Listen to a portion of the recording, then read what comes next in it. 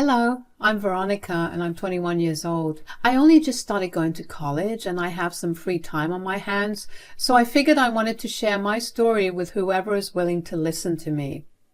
The reason that I only just started going to college was because I had very crappy parents and an amazing grandmother. Okay, that sounds insane. Let me start from the beginning. I was the last child that was born to my parents, Cheryl and Cliff. My parents had 3 other kids before me, and I was supposed to be the last one they had.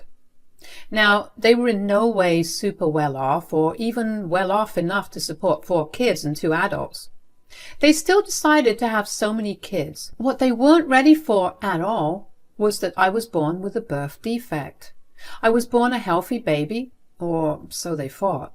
After about 6 months, they began to notice how I was barely breathing on most days and that I was constantly sick. They tried their best to get me to get better, but nothing they did helped.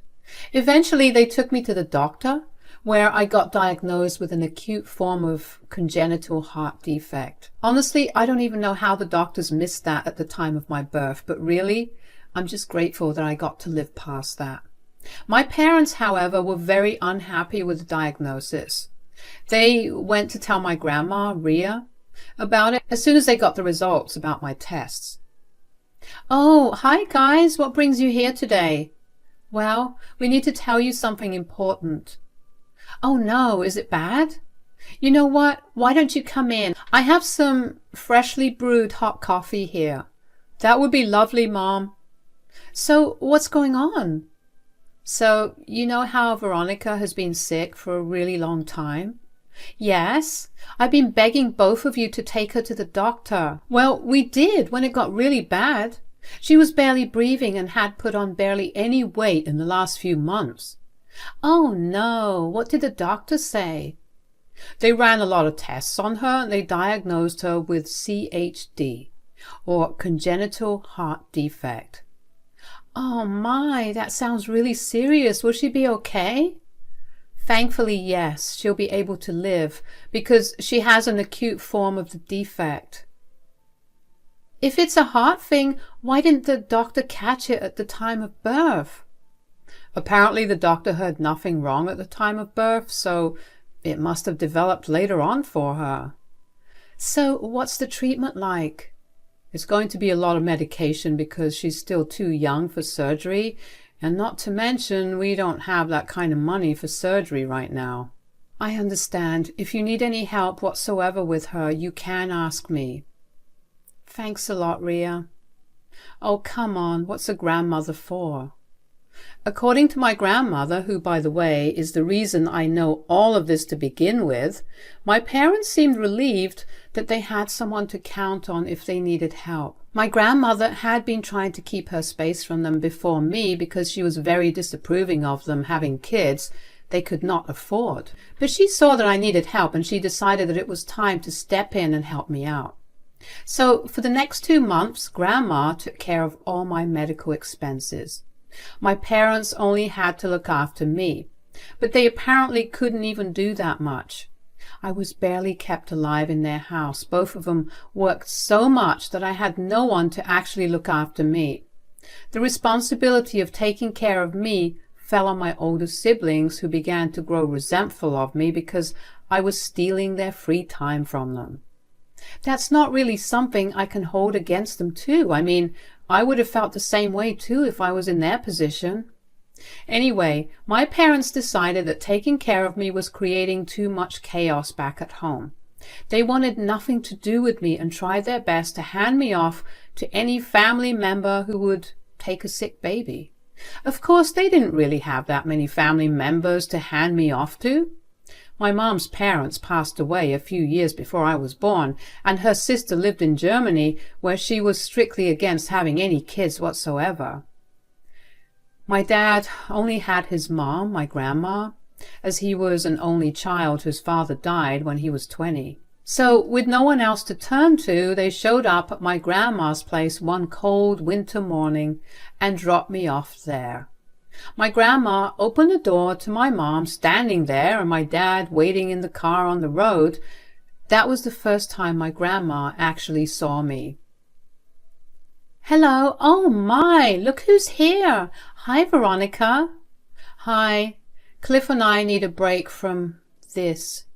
This? You mean Veronica? Yeah. You don't understand how exhausting it is to take care of her when she's so chronically ill. Well, yes.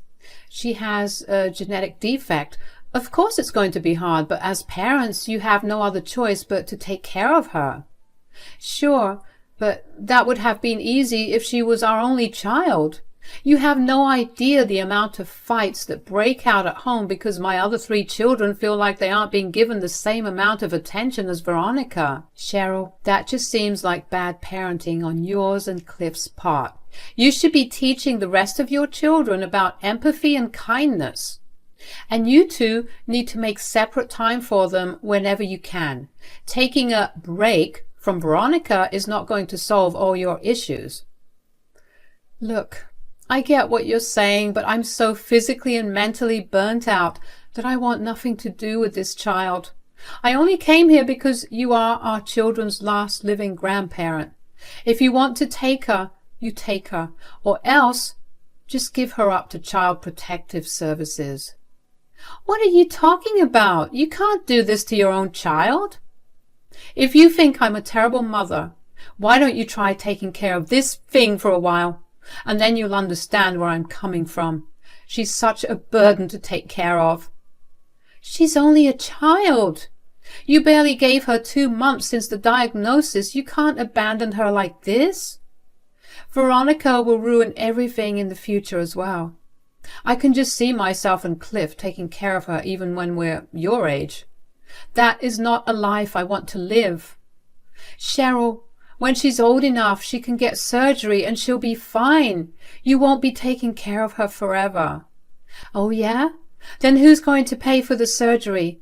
We have 5 mouths to feed right now, excluding Veronica. You think money is just rolling into our house? Nobody asked you guys to have more kids than you can provide for. I told you I could pay for the surgery when she's older. Since you're already planning on paying for her surgery, why don't you just keep her and raise her? That's not... Cliff's waiting for me in the car.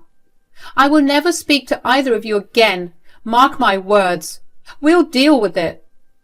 My grandmother was beyond shocked at the way my parents just abandoned me immediately. They refused to take care of a child that they produced, all because they believed that the child would be too much of a burden. Did they not realize what they signed up for the second they got pregnant? Having a child meant, as a parent, you had to be prepared for everything that was going to get thrown your way, even if that meant genetic defects or disabilities. My grandma struggled with taking care of me because she was already pretty old to be raising another child, and she also had to do it all alone. If there's one thing, she was very adamant about keeping me with her. She refused to let me get into the system because she knew what the system tended to do to kids. She wanted me to grow up as well as I could. For the next 10 years, my grandmother essentially became a mother figure to me. Although Grandma was very insistent that I called her Grandma because she wanted it that way, as per her, my parents never contacted her after they dropped me off, and as far as she was concerned, they never spoke to her after that.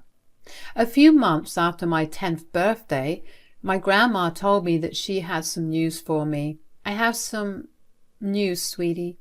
Yes, Grandma? So I was looking into your heart condition, and after speaking with a few doctors, I've realized that now is the right time for you to get your surgery. Really? You can get your heart fixed, and then you can live a long, healthy life. And then Mom and Dad will come and get me back? I don't know about that, sweetheart. Why do you want them back so badly? Am I not caring enough? Am I doing something wrong that you don't like? No, it's just that all the other kids at school have their parents, and I just wanted to see mine. I barely even remember them. I know, sweetie. But if it's any consolation, I'll be here no matter what. I will tell your parents about your surgery. If they show up, that's great. But if they don't, I don't want you to be too disappointed. I'll try. Just remember that you'll have a brand new heart after the surgery. You'll be able to live without taking all those medicines. Doesn't that sound really good? Oh, yes, Grandma. I hate taking all those medicines. They make me feel so tired. I know. And after the surgery, you won't have to do all that. You can go play outside without worrying about anything. Yay! But you promise you'll be there after the surgery, right? You won't leave me like how Mom and Dad left me. Whoa, I promise I won't. How could I ever let my precious sweetheart go like that? What if Mom and Dad try to take me back and they don't let me see you? I promise that I will fight for you. I will make sure that I sneak into your bedroom and give you all your favorite candies and toys.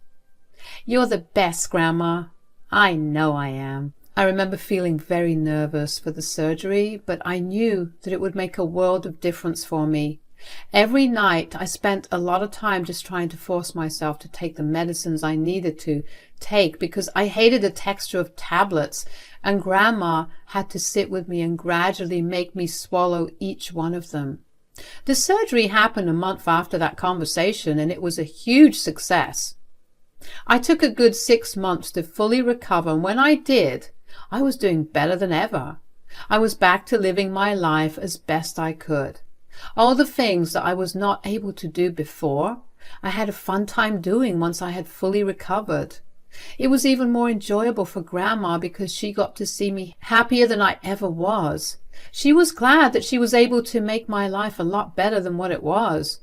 She, of course, did try to reach out to my parents multiple times before, during and after my surgery, but they never responded, probably because they must have blocked her. Anyways, eventually my life began to come together. I was done with middle and then high school. I was working a part-time job at the local cafe, and I was doing better than I would have if I was in my parents' care. And it was one day after I returned home from work that I walked into the house only to see my grandma collapsed on the floor. I panicked and called 911 immediately. I tried to give her CPR, but it did not seem to work. Thankfully, the ambulance got to Grandma fast and she was taken into the ER. Once there, I was told that she had a heart attack. Before I could even react, I was guided to complete some paperwork, and when I finally returned to the room, Grandma was waking up. Oh my God, what happened? Where am I? Grandma, oh, thank God you're awake. Well, yes, but what even happened? You had a heart attack. Thankfully, it wasn't too serious. I had a heart attack? Yeah. The doctor said that it was brought on due to your age and your diet. So there's going to be some real heavy restrictions on what you eat, and you're going to have to start exercising every day now. Oh, hell, I don't care about all that. I know, but you're all that I have left. You can't leave me right now. Oh, sweetie, you're right. I haven't even asked you how you're doing. I'm okay. I was really scared, though. If I didn't come back home in time... Shh, don't think about the what-ifs. Everything worked out fine, and I promise you that I'll take better care of myself right now. I'm way too young to leave you. That's true. Although this has made me think about redoing my will. Don't speak like you'll pass away any minute now. No, it's just all of this was so sudden. Who knows what will happen even tomorrow? I didn't wake up this morning anticipating a heart attack. I just want you to be well taken care of after I go, too. You're right. So what are you going to do about your will? As soon as I get out of here, I'll contact my lawyer and have him revise everything. At first, everything was going to go to your father, but now I don't think so. You'll get everything. Me? Why me? I didn't do anything much. Sure, but I raised you like you were my own child. You've been there with me these past 18 years while your dad hasn't even attempted to call me even once since he left you with me. I don't want my remaining things to go to someone who's so selfish. Well, whatever you choose to do, I'll support you. I just want you here, and that's more than enough. I was still reeling in from the fact that Grandmother, my only family, almost died. If I had been even a minute late, I would not have been able to see her alive. I felt hollow for a long time after that. The only thing that kept me alive and a little alert was the fact that even when she was close to death, my grandmother still only cared for me and my well-being. Grandma got discharged from the hospital about a week later, and as soon as she was out, she contacted her lawyer. I was tasked with driving her around as she made some final amends to her will and also got other documentation in order so I could have a smooth time after she was gone. Of course, there was this huge air of sadness during this time, but it still warmed my heart to see Grandma work so hard for me, even when I was old enough to take care of myself. The 2 years after that, Grandma's health rapidly deteriorated. Towards the end of her life, she slipped into a coma. I was an inconsolable mess. I wanted nothing more than for her to wake up and console me, but that would not be possible. Since she was my dad's mom, I figured that he'd at least want to see her before she died. I couldn't reach their numbers, but I happened to find their email IDs, so I sent them an email telling them about Grandma's nearing end, and I never got a response from them even after her death. After Grandma's death, I was a mess. I spiraled into depression because it finally settled in me just how lonely I really was. I had no family and barely a few friends. My grandma was all I had. My anger and resentment towards my parents only grew larger at this time because I blamed them for putting the stress of taking care of me on her. Maybe if she didn't have to take care of me for so long, she'd have lived longer. I eventually managed to get myself out of that spiral and went back to living as normally as I could.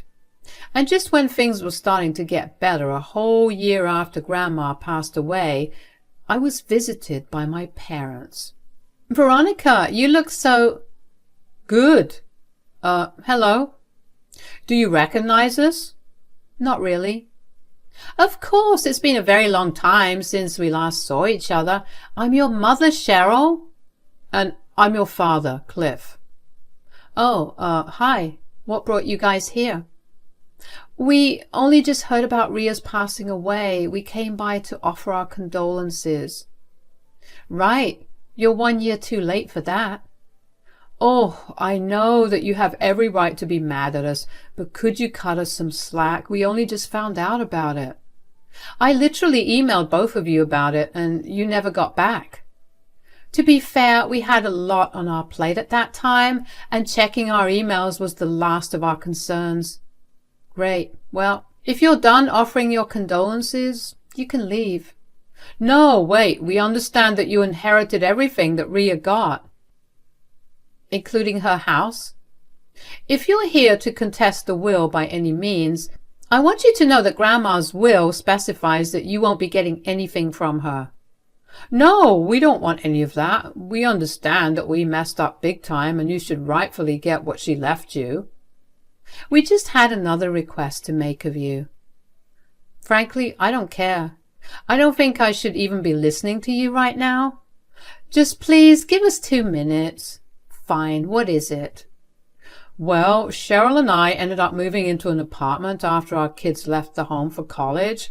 Turns out I miscalculated our finances for years, and now we have no money at all. I know we could get jobs, but we only just retired because we have been constantly working for 20+ years. I think we deserve a break, isn't it?" "Well, if you don't have the money to survive, you will need to work. You can't afford a break." "Yes, but now we got evicted from our apartment for not having paid rent for the past 2 months, and we were wondering if we could move in with you for a while." "Why won't your other children help?" "Oh, they're all way too busy with their own lives, plus they have their own kids to handle now." "So let me get this straight. The kids you valued over me abandoned you in your time of need?" My, the irony is hilarious." "There's no need to be such a jerk about it. Just give us an answer, yes or no." "Honestly, I would love to, but I think you'd be too much of a burden to look after, so hard pass." "Are you quoting us?" How dare you talk to your parents this way? You stopped being my parents the second you gave me up to Grandma. She was the one who raised me and took care of me. You have no right to behave like my parents now. We have every right to be that way. Great, and I have every right to slam the door in your face right now. Goodbye. I was honestly astounded that my parents even dared to show up in that manner. Part of me did feel bad for being a tad bit disrespectful towards them, but then I remembered what they did to me. No parent should ever do that to their child. Just because they didn't sign away their parental rights didn't mean that they were still my parents. Besides, if they actually cared about me, they would not have come to me only because I was some sort of last resort to them. The first thing they ever did when they saw me for the first time in 20 years was to demand that I let them live with them. And tell me that I was being disrespectful? Grandma was right. They were every bit the selfish monsters she painted them out to be. I was glad that they had no other way to contact me. I didn't really care to find out what happened to them either. Although they did contact me via Facebook to tell me that they were in the streets, living out of their car because they had nowhere else to go, I blocked them immediately because I did not want to be tempted in any way to help them out when they barely batted an eye after leaving me with Grandma. I had absolutely no obligation to help them out no matter how better off I was. As for now, I put myself through therapy while attending college. Thankfully, Grandma started planning for my future after I dropped off, and she carefully invested in all the right places, and that allowed me to gather all the finances I needed for the next few years. Also, me being the sole recipient of her inheritance meant there was more for me to have. I'm slowly getting better, and I'm still processing everything that happened in the past year and a half. I'm sure that things are only going to get better from here on, because my grandma ensured that much for me. I really do miss her, and I'm sure that she'd be proud of me for the way I've been standing up for myself. I have no choice but to make the most of this new life that I've been given. Thank you for listening.